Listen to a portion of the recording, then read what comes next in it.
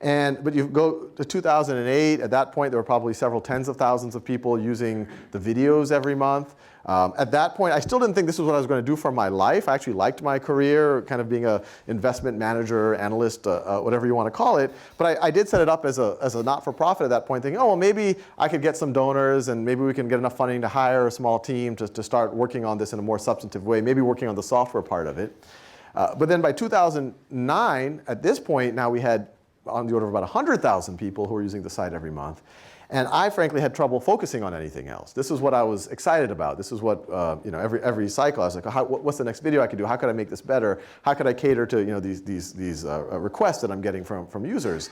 And so, my wife and I, we looked at our financials, and we had some savings, but it was essentially for a down payment on a house here, which you all know is not a simple matter. But we said, well, look, this looks like there's something here, and it looks like the time is right.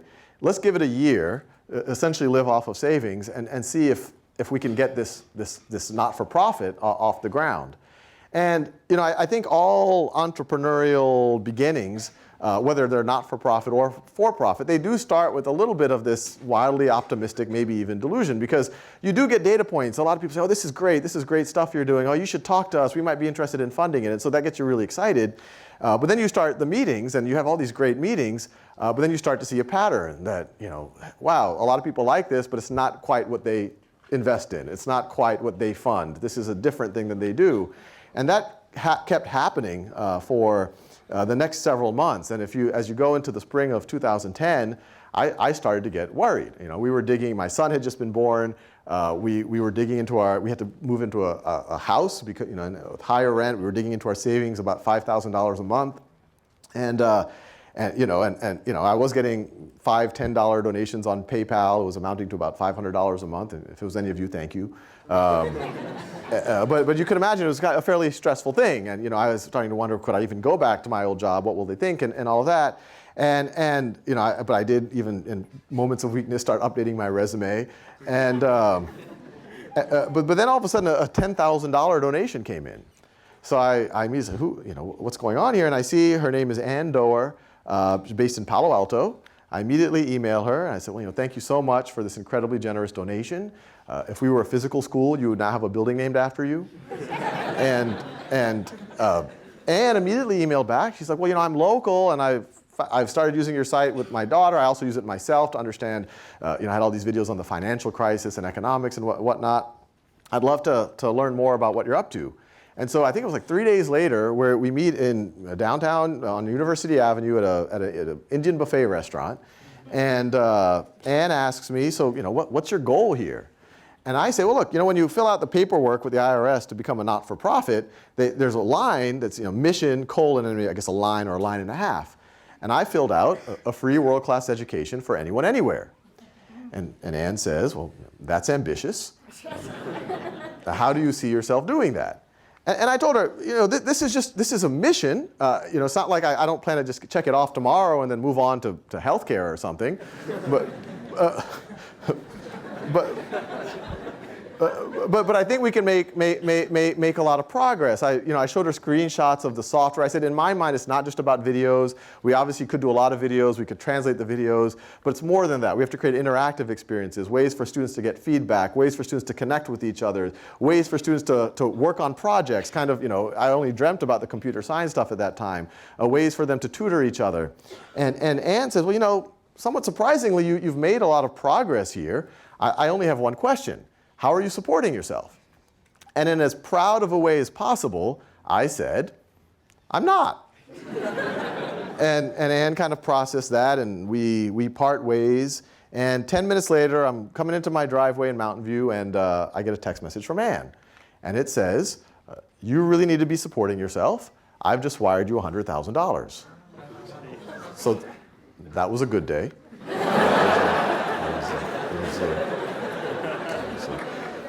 And it just, things started just getting crazier and crazier from there. You fast forward about a month. I was this virtual teaching, video making guy But I've never viewed that as somehow replacing a physical experience. I've always viewed this as liberating the physical experience. Hey, if people can get explanations at their own time and pace, if they can get problems and feedback at their own time and place, if they can get core skills at their own time and place, that frees up the human experience for more interaction, for conversation, for simulations. And so to kind of explore that idea, I was running, this was actually the second year, I was running a little summer camp with a friend, Aragon Burlingham, out in Portola Valley. And we were in the middle, it was for middle school kids, and we were in the middle of a simulation. I had 6 kids playing a game of Risk. And while that was happening, the other 20 students were trading securities based on the outcome of the game of Risk. Very good game.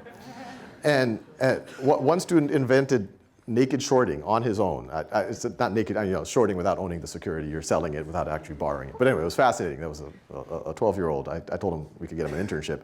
But but while that thing was happening, all of a sudden I start getting text messages from Anne, which you could imagine I now take very seriously.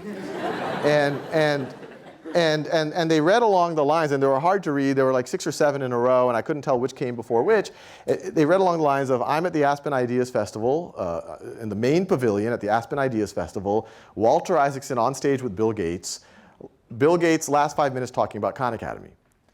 And I didn't know what to make of this, and so I immediately boot the nearest 7th grader off of a computer, and I start looking for some evidence of this event that Anne is referring to. And after about 20 or 30 minutes, I did find the footage of the event. It was Walter Isaacson, head of the Aspen Institute, they're sitting on stage, asked Bill Gates, what are you excited about these days? And Bill, I call him Bill now.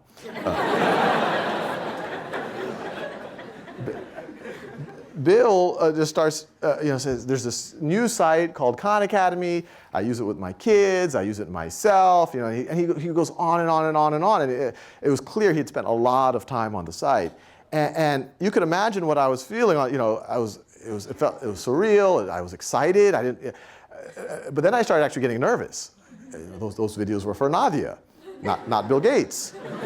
And I go home, and a few friends started to catch wind of it. A few of them were in the audience, and they immediately emailed me and whatnot. I showed my wife, and then I said, well, what do I do now? This thing clearly happened someplace in the universe, but what's the next step?